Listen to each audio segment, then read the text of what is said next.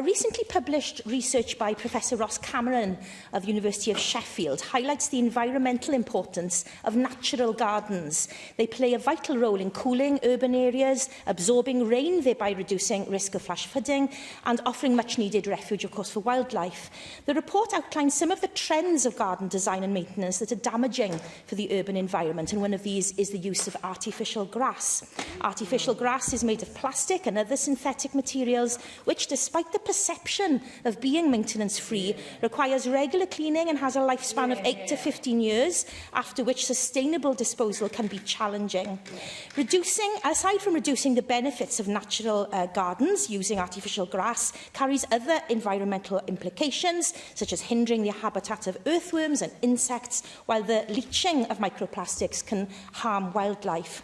I wrote to Swansea Council in my region about this issue after being alerted to the fact that artificial grass had been used in the city regeneration work. They answered saying that this would not be used by the council in the public realm, even on a temporary basis going forward. So will you commit today, Minister, to following the good example of Swansea Council by committing to the banning of the use of artificial grass in spaces over which the government has control, with the exception of sports fields? And will you also consider supporting some of the suggestions by Professor Cameron, such as providing financial incentives to encourage and reward sustainable garden management?